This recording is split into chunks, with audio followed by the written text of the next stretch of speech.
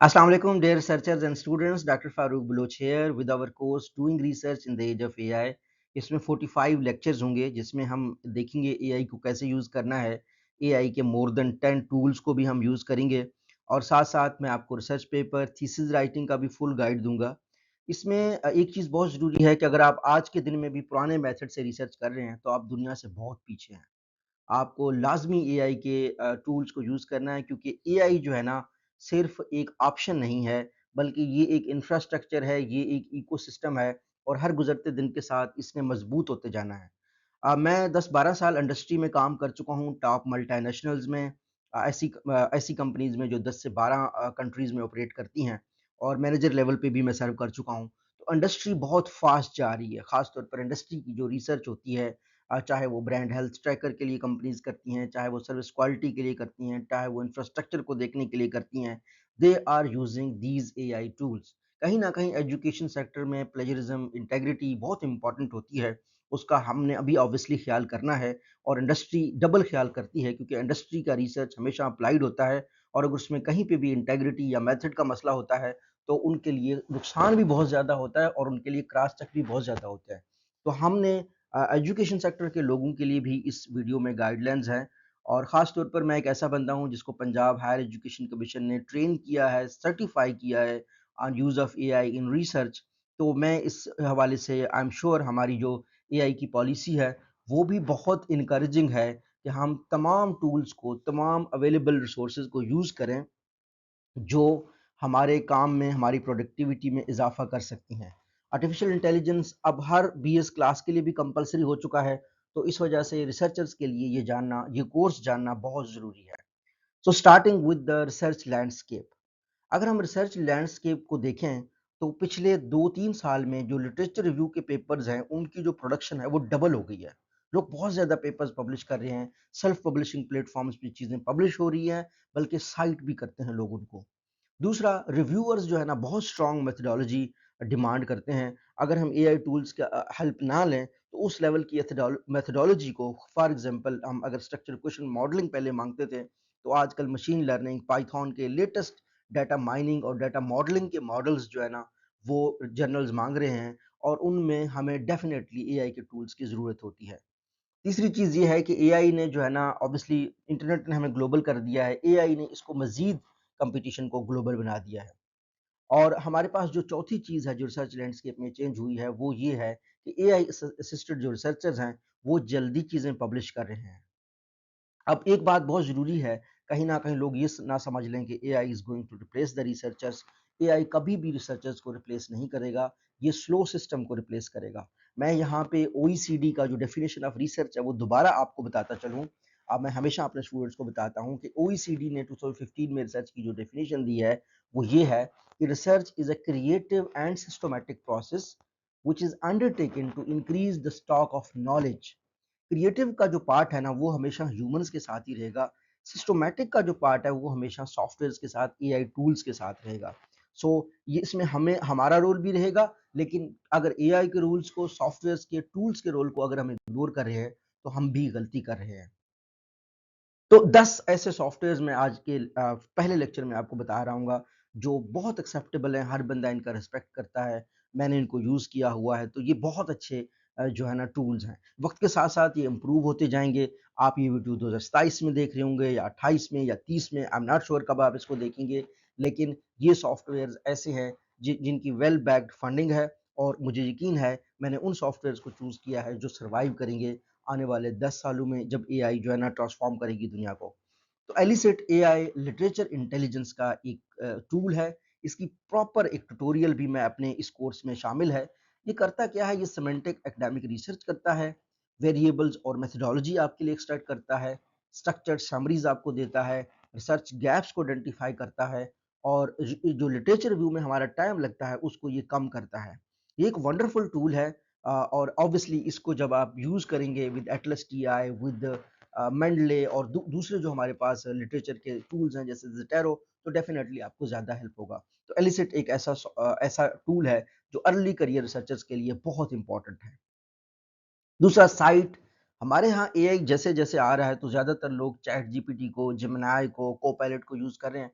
उनमें इश्यू ये है कि कहीं न कहीं रेफ़रेंसिंग में वो hallucination टाइप क्रिएट करते हैं और खुद से कुछ रेफ़रेंसेस जनरेट करते हैं। यही रीज़न है कि दुनिया के टॉप रिसर्चर्स के भी कुछ ऐसे पेपर्स निकले हैं, जिनमें जो साइटेशंस थे वो ऐसे थे जो कि रीचेक नहीं किए गए थे, जो ओरिजिनल नहीं थे।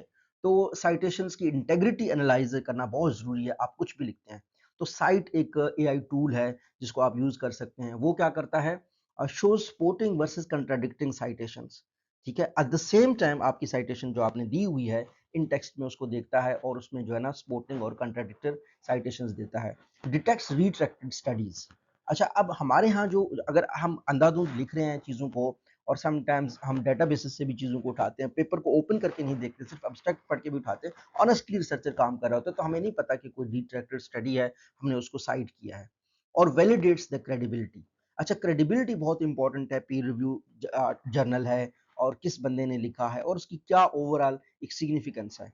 साइटेशन इंटेलिजेंस जो है ना वो एक पावर है जो साइट जैसे एआई टूल के पास है। अच्छा, एक चीज़ बहुत ज़रूरी है, हमारी रिसर्च में बहुत फ्लॉज़ हैं।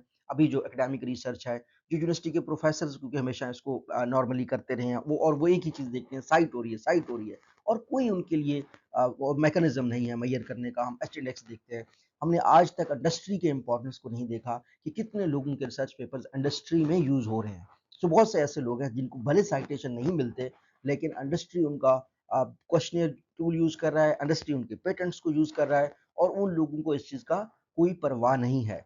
लेकिन हमारे यहाँ more than visibility, more than जो है ना पब्लिक हमें एक फेम के या पब्लिक साइड पे रिसर्चर को जाने की बजाय अपनी इंटेग्रिटी पे फोकस करना है कि मैं जिस फील्ड के हूँ उस फील्ड के लोगों में ही मेरा रिस्पेक्ट हो, मेरे स्टूडेंट्स में मेरी इंटेग्रिटी की वजह से रिस्पेक्ट हो। अगर मैं एथिक्स के साथ, अगर मैं इंटेग्रिटी के साथ एक रिसर्च पेपर साल में पब्लिश करता हूँ, वो बहुत अच्छा है कंपेयर टू 500 रिसर्च पेपर्स के जो मैं पब्लिश करूंगा और बाद में मेरी इंटेग्रिटी चैलेंज हो जाएगी। तो ये जो साइट सॉफ्टवेयर है ये हमारा बड़ा हेल्प करता है। ये हमारे लोगों को यूज करना आना चाहिए। तीसरा जो एआई टूल है वो है कनेक्टेड पेपर्स, थ्योरी मैपिंग करता है, ठीक है, विजुअल रिसर्च रिसर्च नेटवर्क्स बनाता है। अच्छा, इसमें जो बेसिक चीज़ है वो ये है कि फाउंडेशनल पेपर डिटेक्ट करता है आपके लिए, आपका जो भी टॉपिक होगा उससे रेलिवेंट आपको आइडिया एवोल्यूशन ट्रैकिंग और फाउंडेशनल पेपर डिटेक्शन में आपको हेल्प करता है। रीडर को जो है ना एक स्ट्रक्चर्ड मैपिंग में इंक्लूड करता है। नॉर्मली क्या होता है, अगर हम बगैर किसी असिस्टेड एआई असिस्टेंट के साथ काम कर रहे हैं तो हम रैंडमली पेपर्स पढ़ रहे हैं और हमें नहीं पता कौन सा पेपर कैसे कनेक्टेड है। तो कनेक्टेड पेपर्स जो है ना हमारे लिए बड़ी आसानी पैदा करता है। अच्छा, एक चीज़ बहुत ज़रूरी है कि जब से ये एआई के टूल्स आ गए हैं, ये हमारी एफिशिएंसी को इम्प्रूव कर रहे हैं। मैं ये बात बार-बार मेंशन करना चाहता हूँ। तो कनेक्टेड पेपर्स भी एक ऐसा एआई टूल है जो हमारी एफिशिएंसी को इम्प्रूव करता है। अच्छा, चौथी चीज़ है एडवांस्ड एलएलएम सिस्टम्स। जीपीटी 5 की एक पूरा क्लास है, ऑब्वियसली चैट जीपीटी बहुत से लोग यूज़ करते हैं। तो चैट जीपीटी बहुत अच्छा टूल है, आप ऑनलाइन स्ट्रक्चरिंग के लिए उसको यूज़ करें, कंसेप्ट क्लैरिफिकेशन के लिए यूज़ करें, ब्रेनस्टॉर्मिंग के लिए यूज़ करें, कोड असिस्टेंट्स के लिए यूज़ करें। एक लेबर वर्क है, पहले एआई असिस्टेंट्स होते थे। आर्गुमेंट की रिफाइनमेंट के लिए यूज़ करें, आप चैट जीपीटी को चैलेंज करें, तो वो आपको आपके आर्गुमेंट के डिफरेंट जो है ना एस्पेक्ट्स बता देता है। Use of structure on the interpretation. Structure को यूज़ करें आप आजकल के दौर में रिसर्च में और इंटरप्रिटेशन को आप लोग ओन करें। अच्छा, एक चीज़ बहुत ज़रूरी है जो मैं बताना चाहता हूँ कि एआई जो असिस्टेंट्स होते थे वो एआई असिस्टेंट नहीं बल्कि वैसे असिस्टेंट होते थे, वो एक लग्जरी होते थे, पूरी दुनिया में सिर्फ सीईओज को अवेलेबल होते थे। अब हर बंदा थैंक्स टू द टेक्नोलॉजी उसके पास एक असिस्टेंट है और वो असिस्टेंट ये एआई टूल्स हैं। तो इनको कहीं पे भी यूज़ करना प्लेजरिज्म नहीं है, गलत नहीं है, क्योंकि लोग अगर जो है ना गूगल मैप को यूज़ करके किसी डायरेक्शन में पहुंचते हैं तो क्या ये चीटिंग है? बिल्कुल नहीं, क्योंकि वो टेक्नोलॉजी को यूज़ करके इस्तेमाल कर रहे हैं अपनी लोकेशन को जाने के लिए। बिल्कुल ऐसे ही आप एआई टूल्स को यूज़ कर सकते हैं अपने मकसद को अचीव करने के लिए। रिसर्च रैबिट एक बहुत ज़बरदस्त टूल है। 5 मैं इस टूल का बहुत बड़ा जो है ना फ़ैन हूँ। ये न्यू पब्लिकेशंस को ट्रैक करता है, ऑथर नेटवर्किंग मैप करता है, आपको अपने फ़ील्ड के रेलेवेंट ऑथर्स नज़र आ जाते हैं, फ़ील्ड के ट्रेंड्स का अपडेट्स देता है और रिसर्च क्योंकि अभी कंटीन्यूअस मॉनिटरिंग की चीज़ है, तो आप एक काम कर सकते हैं। इस तरह के और भी बहुत से सॉफ्टवेयर हैं, लेकिन मैंने रिसर्च रैबिट को इसलिए भी लिस्ट किया है कि ये आजकल बहुत वाइडली यूज़ हो रहा है और मुख्तलिफ जो इंटरनेशनल हायर एजुकेशन डिपार्टमेंट्स हैं, क्योंकि मैंने आपको बताया कि मैं सर्टिफाइड बंदा हूँ एआई रिसर्च के डोमेन में, तो ये वाले जो वेबसाइट है रिसर्च रैबिट, इसका बहुत जिक्र होता है और इसको बहुत रिगार्ड किया जाता है इसके काम को। 6 में Envivo Atlas TI qualitative support के ये सॉफ्टवेयर हैं। वास्ट व्यूज एनालिसिस के भी एक सॉफ्टवेयर है, उसको भी मैं यूज़ करता हूँ, लेकिन मैंने Envivo और Atlas TI को यूज़ किया है। अच्छा, ये Envivo के बारे में मेरा English channel doctor Farooq Baloch, मैंने एक प्रोजेक्ट किया था जब मैं इंडस्ट्री में होता था, तो Envivo हम इंडस्ट्री में बहुत यूज़ कर सकते हैं। और Atlas TI का भी मैंने एक प्रोजेक्ट यूज़ किया था जब मैं मलेशियन फॉर्म में सर्व कर रहा था। तो Atlas TI जो है ना, वो भी एक बहुत ज़बरदस्त सॉफ्टवेयर है जो आपके प्रोजेक्ट्स को जो है ना सिंक करता है, समराइज करता है, थीम्स बनाता है। सो ये दोनों सॉफ्टवेयर यूज किए जा सकते हैं थीम सजेशन के लिए, पैटर्न डिटेक्शन के लिए, कोडिंग एक्सेलरेशन के लिए। एआई सजेस्ट करता है, ह्यूमन इंटरप्रेट करता है। अच्छा, कुछ लोग कह रहे होंगे कि इनवीवो कैसे एआई टूल हो गया था या एटलस टीआई क्यों, क्योंकि इनवीवो अब नए नए प्लगइन्स लॉन्च कर रहा है जिसमें ऑटो कोडिंग आ जाता है। आप अपने सारे इंटरव्यूज डालें उसमें, उनकी नेटवर्किंग आ जाता है, डिफरेंट मैट्रिक्स आपको इनवीवो बना के दे देता है। सो समहाउ इस इन सारे टूल्स में इनवीवो और एटलस टीआई में भी बहुत ज़्यादा एआई यूज़ हो रहा है। फॉर एग्जांपल मुझे एटलस टीआई का सबसे ज़्यादा जो टूल एआई के लिए मैं यूज़ करता हूँ, जो मुझे अच्छा लगता है, वो सेंटिमेंट एनालिसिस है। आप पूरी उसको एक किताब दें तो वो आथर के सेंटिमेंट्स की समरी बता देगा और डिफरेंट चीज़ों को कनेक्ट करके देगा। और आप मिक्स मेथड जो लोग यूज़ कर रहे हैं, वो क्वांटिटेटिव एनालिसिस में पीएलएस एसईएम चाहे यूज़ करें, सीबीएसईएम यूज़ करें, स्मार्ट पीएलएस, वीवो, पाइथन, कोई भी सॉफ्टवेयर के साथ आप यूज़ कर रहे हैं, आप इजीली डाटा को कनेक्ट कर सकते हैं with the with the with the sentiment analysis. क्योंकि सेंटिमेंट एनालिसिस के लिए आप आहिस्ता आहिस्ता जो है ना, हम क्वालिटेटिव डाटा को इस शेप में कर रहे हैं कि उसको हम रिलेट कर सकते हैं विद आवर क्वांटिटेटिव फाइंडिंग्स। और ऑब्वियसली आपका एक्सप्लेनेटरी सीक्वेंशियल मिक्स मेथड और एक्सप्लोरेटरी सीक्वेंशियल मिक्स मेथड, ये दोनों मेथड्स बहुत पॉपुलर हैं। आजकल के जो पीएचडी की स्टडीज हैं वो ये वाले मेथड्स को रेफर कर रहे हैं। तो कहीं ना कहीं अनविवो और एटलस टीआई इस सारे काम में आपके लिए बहुत हेल्पफुल यूज होंगे। और हम इंशाल्लाह ताला आने वाले लेक्चर्स में जब वीवो एटलस टीआई को यूज करेंगे तो मैं आपको बता भी दूंगा कि हाँ, इनको कनेक्ट कैसे करना है और एआई ये हमारे लिए कैसे यूजफुल होगा।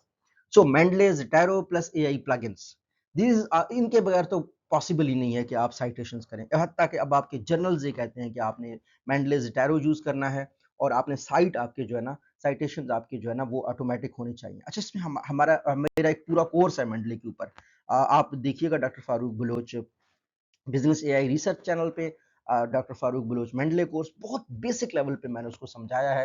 थोड़ा वर्ड प्लगिंग के फॉर्मेट चेंज हुए, वो पुराना है मेरा जो लेक्चर है, मैं एक नया लेक्चर बनाऊंगा और मे बी उस वक्त मुझे अभी भी मैं सीख रहा हूँ पढ़ाना कैसे पढ़ाया जाता है। उस वक्त मैं मतलब खुद को इतना अच्छा नहीं फील करता पुराने अपने कोर्सेज में, तो मैं उनको कोशिश करूंगा दोबारा से बनाऊं। तो ये मेंडले ज़ेटारो हमें ना ऑटो साइटेशन फॉर्मेटिंग में हेल्प करते हैं, स्मार्ट टैगिंग में हेल्प करते हैं, पीडीएफ एनोटेशंस में हेल्प करते हैं। अच्छा, प्रोफेशनली अगर आप ऑर्गेनाइज करें अपने जो है ना लिटरेचर को और इन टूल्स को यूज़ करें तो ये आपको हेल्प कर सकते हैं, बिल्कुल आपके कैलेंडर की तरह, बिल्कुल आपके मोबाइल की तरह, बिल्कुल आपके वॉच की तरह जो आपको टाइम बताता है। सो ये रिसर्च में ये टूल्स आपके लिए बहुत यूजफुल होंगे। ग्रामरली का जो एकेडमिक मोड है राइटिंग रिफाइनमेंट का, वो हमेशा इंपॉर्टेंट रहेगा। आज थोड़ा सा अपडेट हो गया है, वो ऑटो टोन डिटेक्शन करता है, क्लैरिटी इन्हांसमेंट करता है, स्ट्रक्चरल फीडबैक आपको देता है। तो आपका लैंग्वेज ग्रामरली बेहतर करने के लिए यूज होता है। ग्रामरली पे थोड़े बहुत ऑब्जेक्शन जरूर हैं कि ग्रामरली कहीं ना कहीं बीच में मिस्टेक्स करता था, बट मुझे लगता है पिछले 2-3 सालों में ग्रामरली ने बहुत इंप्रूव किया है, अब ये एक बेहतर सॉफ्टवेयर बन गया है। नाइन्थ क्या है, परप्लेक्सिटी रिसर्च, और ये जो है ना साइटेशन बैक्ड आपको आंसर्स देता है। आप कोई भी इससे क्वेश्चन पूछेंगे तो ये साइटेशन के साथ आपको आंसर देगा, आपकी स्टैटिस्टिक्स को चेक करेगा और उनको जो है ना कंसेप्ट को वेरीफाई करेगा। और वेरिफिकेशन जो है ना एक फुल टाइम एफर्ट है। अगर आप मैनुअली भी करेंगे तो कहीं ना कहीं आपने किसी डेटाबेस को तो एक्सेस करना है, तो आप परप्लेक्सिटी पे काम करें। परप्लेक्सिटी बहुत वंडरफुल सॉफ्टवेयर है आपके साइटेशन बैक आंसर्स के लिए। अच्छा, quantitative AI assistant statistical support के लिए बहुत से चीज़ें यूज़ हो जाती हैं। आर, पाइथन कोडिंग सपोर्ट होता है, SEM trouble shooting, data cleaning script जो है ना हम बना सकते हैं। एआई जो है ना बैरियर्स को रिड्यूस कर रहा है। अब इसमें जो क्वांटिटेटिव एनालिसिस है उसके लिए मैं स्मार्ट पीएलएस के बूटस्ट्रैपिंग का बहुत बड़ा फैन हूँ। I have been using it from previous 4 to 5 years। This is a wonderful tool. तो इसको जो है ना हम स्मार्ट पीएलएस का एक प्रैक्टिकल पूरा कोर्स करेंगे, एक डाटा लेंगे, उसका एनालिसिस करेंगे, उसमें बूटस्ट्रैपिंग करेंगे। और आजकल जो लेटेस्ट स्मार्ट पीएलएस के मॉडल्स बन रहे हैं, क्योंकि रिंकल जो इसके फाउंडर हैं, सम उनको मैं फॉलो करता हूँ, उनकी चीज़ें मैंने देखी हैं, they are working on it, they will integrate the Python coding support in it. I remember जब हम पीएचडी कर रहे थे तो हम सैस बेस को यूज़ करते थे। मैं जब टेलनार में होता था तो हम सैस को यूज़ करते थे, लेकिन मैं क्योंकि ये जो कोर्स है इसको ज़्यादातर एजुकेशनल लोग देखेंगे, तो जो एक्सपेंसिव सॉफ्टवेयर हैं वो उनको अफोर्ड नहीं कर सकते।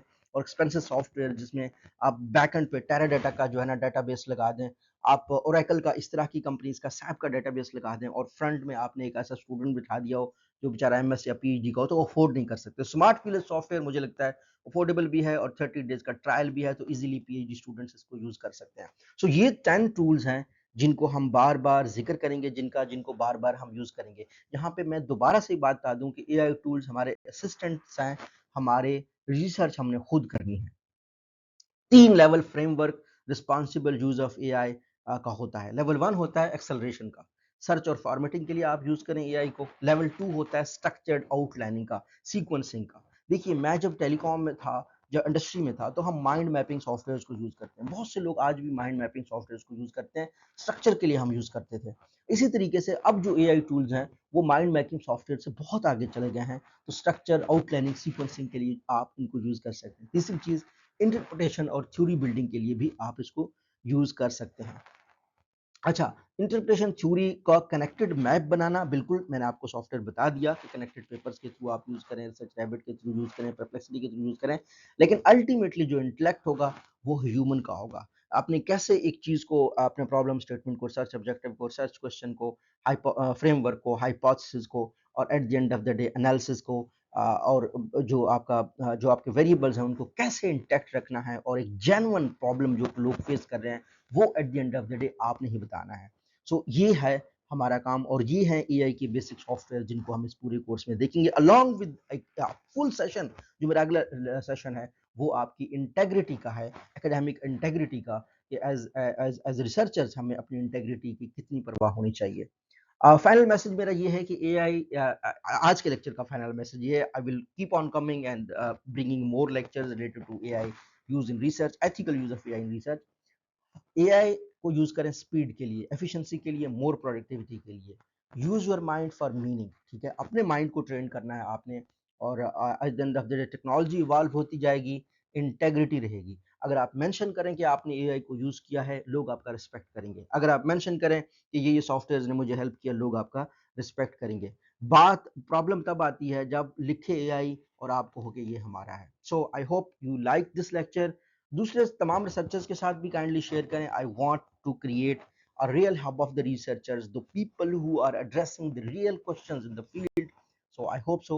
ये बहुत ही इंशाल्लाह ताला, this is going to be a great session helping the researchers all over the world. Thank you so much.